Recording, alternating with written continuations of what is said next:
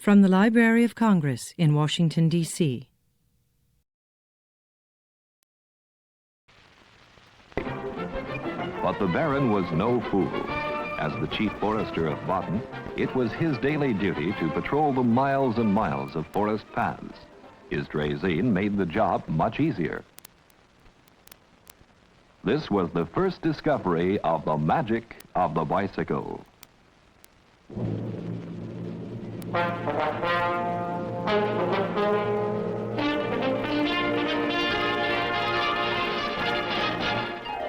Baron von Drace had made a great new discovery. Man could now travel faster and farther with much less effort on wheels, using only his own horses, no engines, no sails, just his own muscles. The draisine, simple and crude though it was, had such a basic appeal that similar cycles were soon in use in many countries of the world. A man walking could travel only 4 or 5 miles per hour with steady, continuous effort. On a draisine, a man could go 5 or 6 miles per hour on level ground and could often rest while coasting downhill.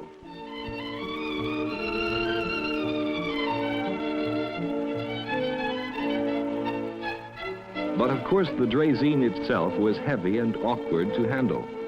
So by about 1860, man's mind had extended the magic of the bicycle by adding pedals. Pierre Lallemand was given a patent in 1865 for this new form of bicycle called a velocipede. The pedals were attached directly onto the front wheel axle. This leverage created new speed and ease, and the magic of the bicycle flourished. There were no rubber tires yet, so iron bands were used around the wooden wheels. Little wonder then that velocipedes became known as bone shakers. Nonetheless, they were very popular throughout the 1860s.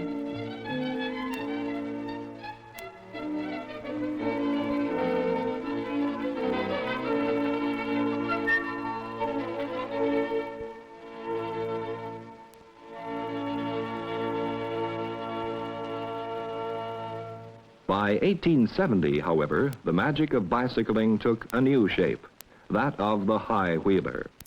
This new form was to become so universally accepted that it would soon become known as the ordinary, and it was one of the most popular bicycles of all time. There was a very specific and practical reason for the high wheeler's popularity: speed. Some very smart fellow had reasoned that on a velocipede, every time he turned the pedals one full revolution, his bicycle traveled forward exactly the circumference of the wheel to which the pedals were attached. So he then reasoned that to go forward faster, he simply needed to attach the pedals to a larger wheel. And he was right. When 6-day bike races began in Madison Square Garden in 1891, plugger Bill Martin won the first one by covering 1,466 miles, or over 244 miles per day. What an accomplishment in sustained speed. Little wonder then that the magic of the bicycle captured the fancy of mankind. Here was an opportunity for speed and mobility for the individual person that could not be matched in any other way.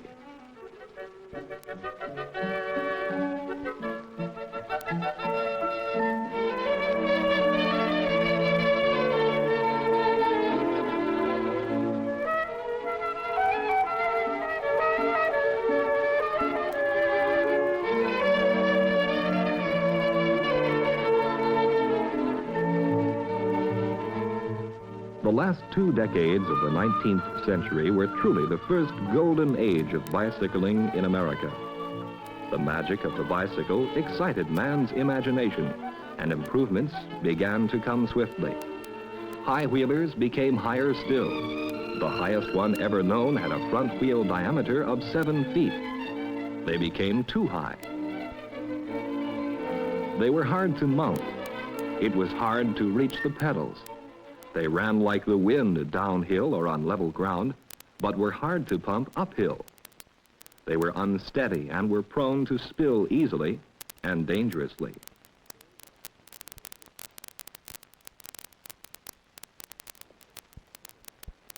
So by 1866, another clever fellow, an Englishman named James K. Starley, had figured out a way to make the bicycle safer without sacrificing its newfound speed.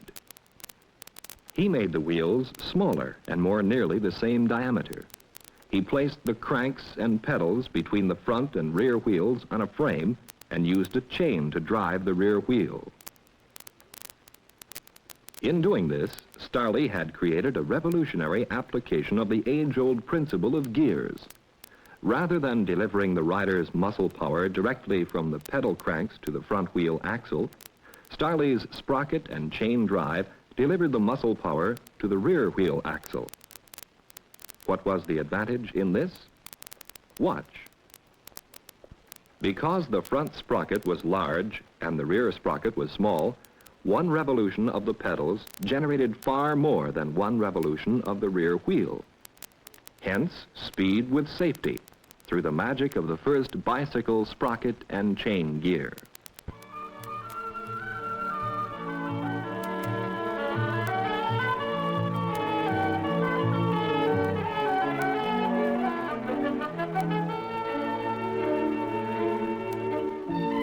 By 1888, John B. Dunlop of Ireland had invented the first practical pneumatic tire, making the bicycle more comfortable and efficient.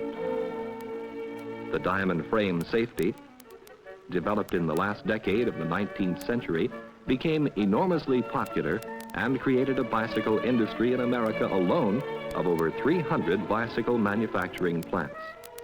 The safety bicycle became one of the primary means of utilitarian transportation as well as pleasure riding.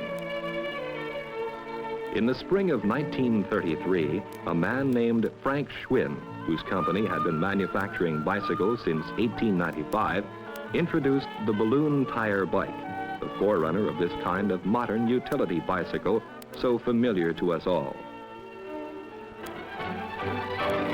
Today we live in the new golden age of cycling, with over 57 million cyclists in America.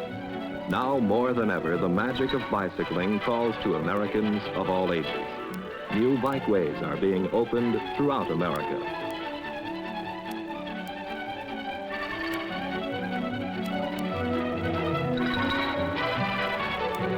The bicycle is the partner in a youthful business, such as a newspaper route.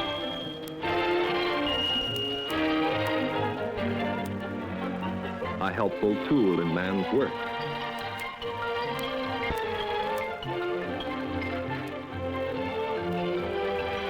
A vehicle for romance and adventure.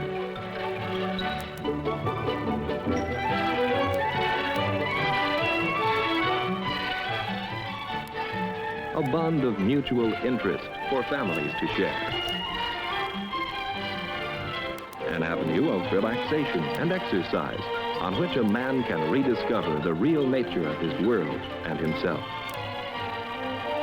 The bike gives excellent mileage, especially for those short errands to the neighborhood store. And for high performance, who wants a car at a time like this?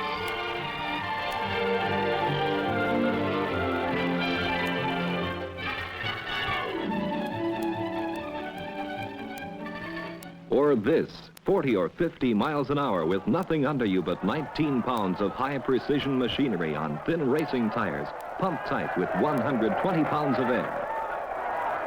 In this new golden age of bicycling, bike racing is once again becoming a popular American as well as Olympic sport. This National Bicycle Track Racing Championship caps off an annually increasing number of bicycle racing events throughout the country. East and west, north and south, there are more and more bike tracks being built. And where there are no tracks, more road races are being organized.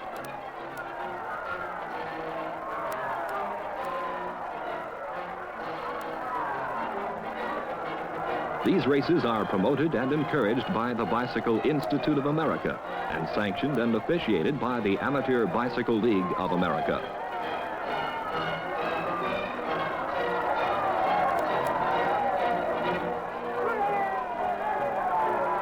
The riders, such as Charlie Hewitt and Gordon and Ed Rudolph, seen here, maintain their amateur status and compete to represent America in the Olympic Games.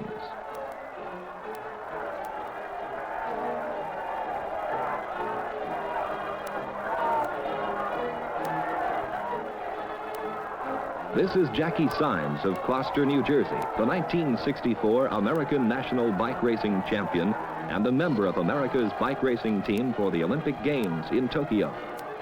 His own words, as quoted in a recent article of Sports Illustrated, best express the magic challenge of championship bike racing. It's like, boy, it's like an explosion of everything inside of you. You have your bike adjusted so that you're not riding it at all. You're running on the pedals. The tension is building and building there inside of you. Then someone makes his move, the snap, and there's a big wild blur. The tires are going zoom, and they... Hello, Mr. Warren. Why, hi, Billy. Say, where did you get those racing bikes? These aren't racing bikes, Dave. Well, they've got those funny-looking handlebars and high seats. Isn't that uncomfortable? No, not at all. In fact, they're a lot more comfortable, especially if you're going to ride for any length of time, because you have better weight distribution. Look. See, Mr. Warren, Dad's weight isn't all resting on the saddle. His shoulders and arms share in the load, and leaning forward cuts down wind resistance, too.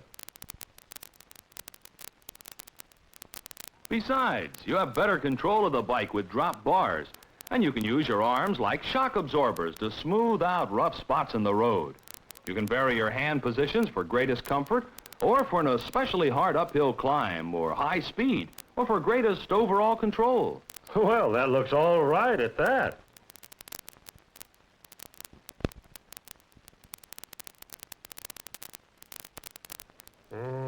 Say, what's all this apparatus down here, though? Is it some kind of special gear? Yes, Dave, it is.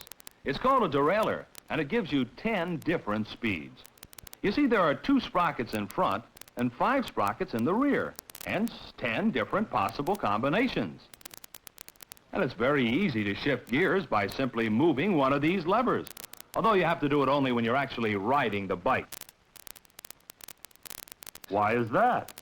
That's because what you're really doing is making the chain glide across from one sprocket to another, while the sprockets and chain are in motion. If you come to a hill to climb or into a strong headwind, that would make pedaling harder. Then you shift to a lower gear. The chain glides over to a larger rear sprocket, and pedaling is easier. The lowest gear combines the largest rear sprocket with the smaller front sprocket. Now, a high gear, Dave, is just like in your car, where only a minimum of revolutions of the motor, in this case your feet on the pedals, delivers a maximum of revolutions to the wheel. So you combine the large front sprocket with one of the smaller rear sprockets for high gear and speed. The idea really is to use the derailleur in such a way as to keep your pedaling rate a smooth, even, steady pace as the road conditions vary.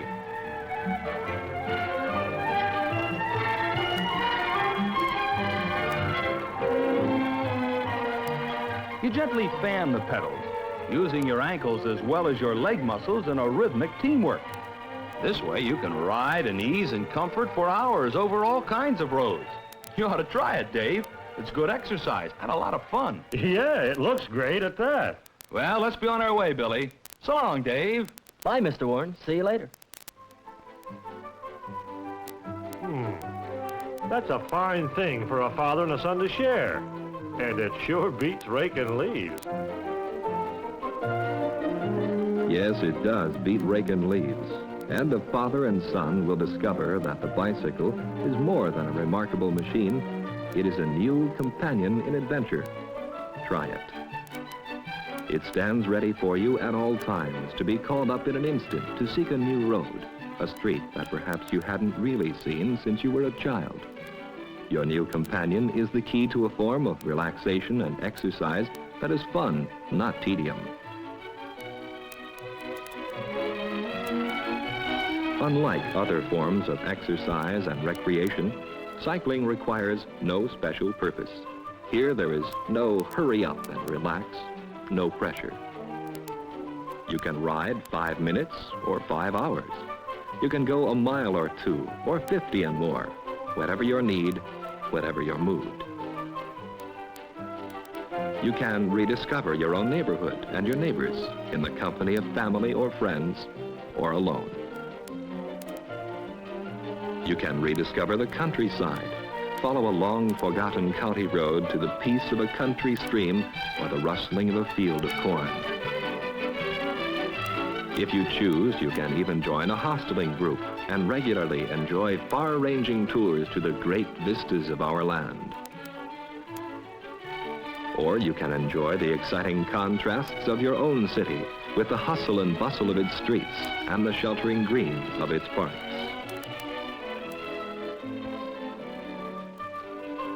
And the road to all these places begins at your own door, where the magic of the bicycle awaits your pleasure.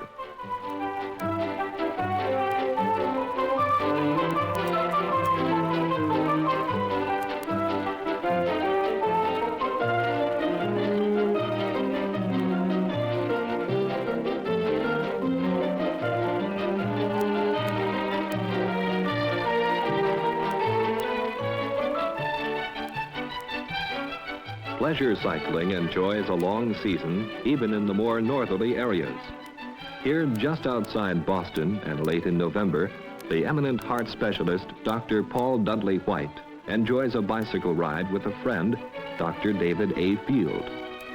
Dr. Field is Director of Physical Education, Health, and Recreational Studies at the University of Bridgeport, Connecticut.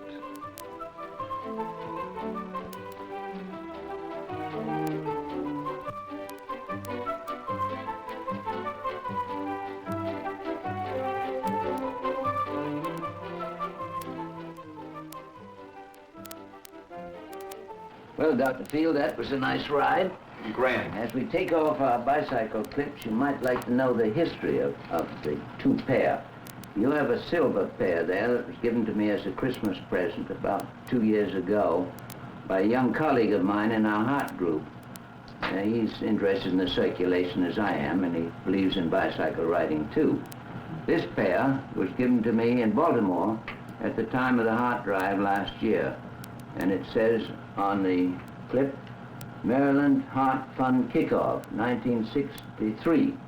So they also countenance the idea of exercise of this sort. And I put this next to my gold stethoscope that Eisenhower gave me last year at a dinner in New York as a sort of souvenir of my activity. You see the bicycling helping the heart. That's interesting.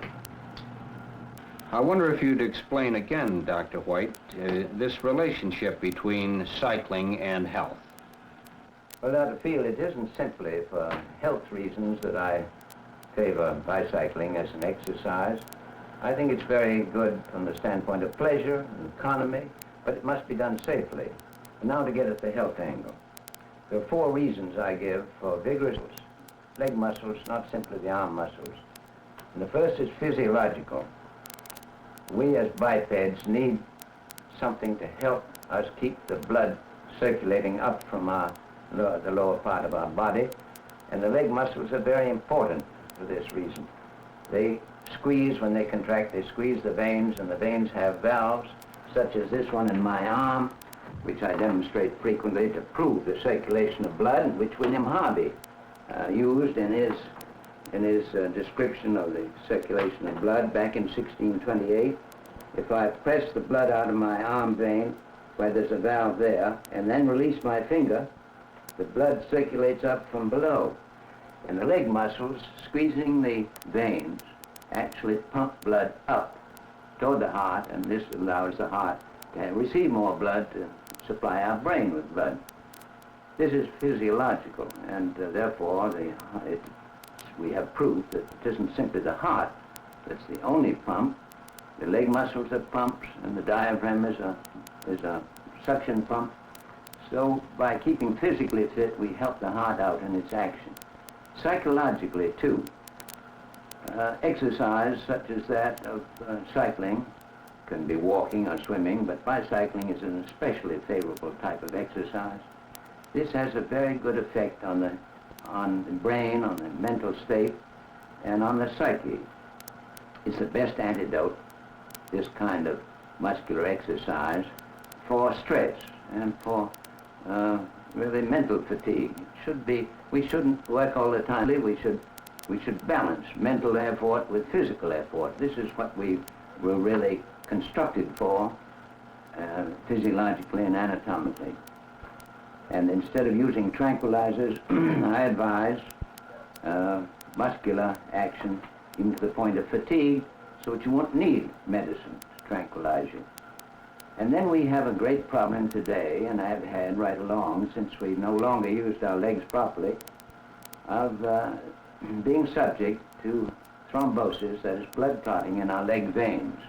And these blood clots, which can form when can get established when there's too much stasis, sluggish circulation, this is a hazard, a great hazard to life because of pulmonary embolism. Blood clots can go from our leg veins to our lungs and kill us, and are very serious often. This is a third reason. And the fourth reason, and perhaps most important of all, is that there's clear evidence now that vigorous use of our muscles helps to delay the onset of arteriosclerosis, which is a modern epidemic in this country today. These then are the four reasons I give for the vigorous use of leg muscles, such as that perhaps best performed on bicycle. Well, you've convinced me, Dr. White, of these values on my health, but what about finding a time and a place for cycling? Well, Dr. Field, we've already seen the pleasurable aspects of cycling and the fact that this is being done in a fair number of places in this country, but not enough.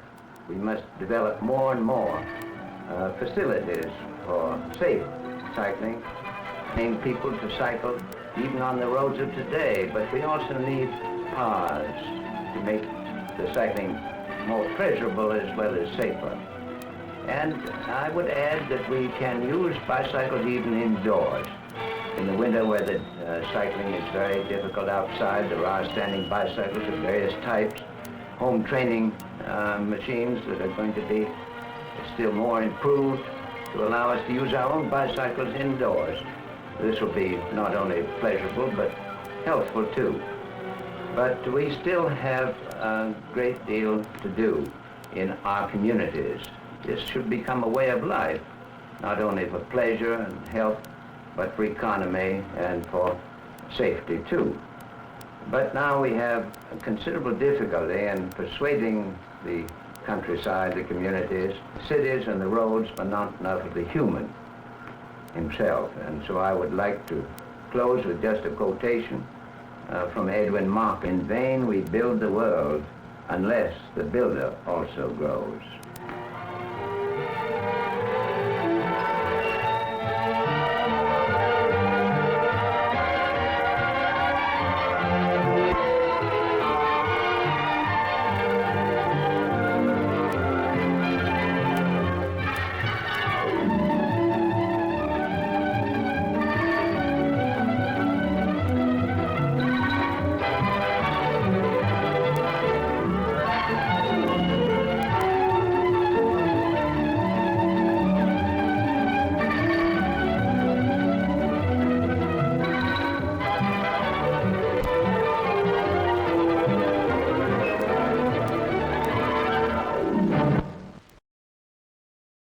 This has been a presentation of the Library of Congress.